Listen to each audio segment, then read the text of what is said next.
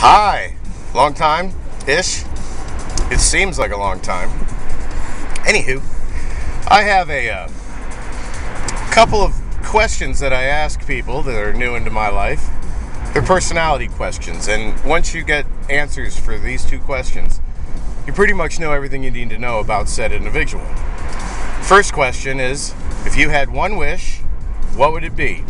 It's best to give the caveat of, you've only got the one wish, no wishing for other wishes, and you have to imagine that the genie in which you're asking the wish is an evil bastard, and he will do everything that he can to manipulate your words to make you come out on the end. Reason for that caveat is I want people to actually think for 2.5 seconds about their answer.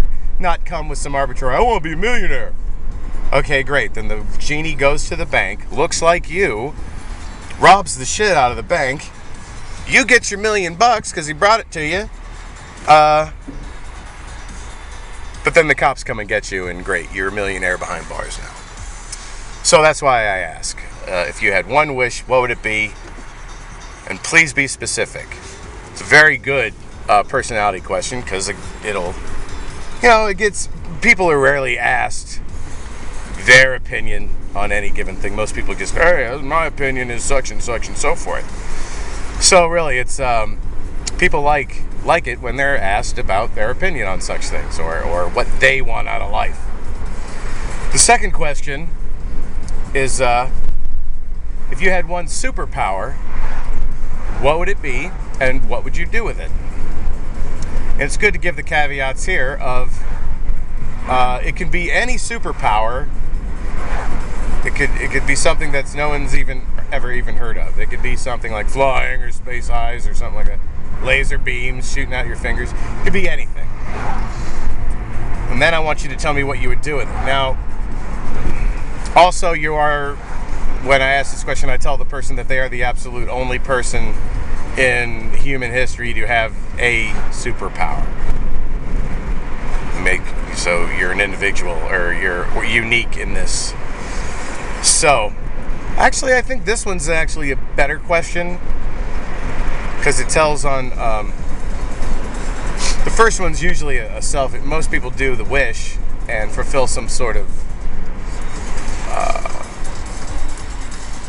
tangible need in their own life. What's missing in their own life. With the superpower question, you get really to the core of their desires. I'll give you an example. I asked this prole once, total prole, the superpower question. He said, well, I'd want to have x-ray eyes. Okay, why? Why would you want to have x-ray vision? His answers, which didn't appall me, but they saddened me a bit. His answers were, so I can cheat at cards and look through women's clothing. So what does that tell you about the guy? He wants to steal from people so he could eventually retire early. And then he also wants to be able to masturbate, anywhere. And the funny thing is, people who say invisibility, I'm not saying everybody who says invisibility has this as their motivation, but everybody who I asked the question, they said invisibility. I said, what would you do with your power? They said, I'd rob banks. I'd rob the shit out of people and jerk off and sit in ladies' dressing rooms and shit like that. What?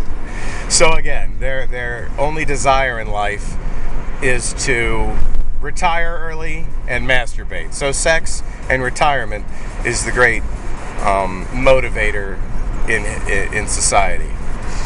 So feel free to ask these questions of people close to you. Be prepared to be dismayed by the answers.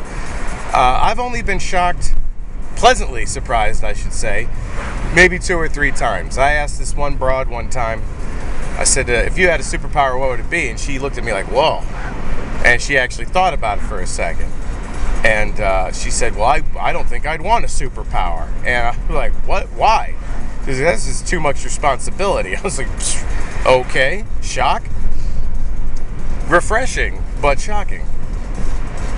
So feel free. These are JAC's original questions towards discerning the personality types of those in your circle. Have fun with it. I know I do.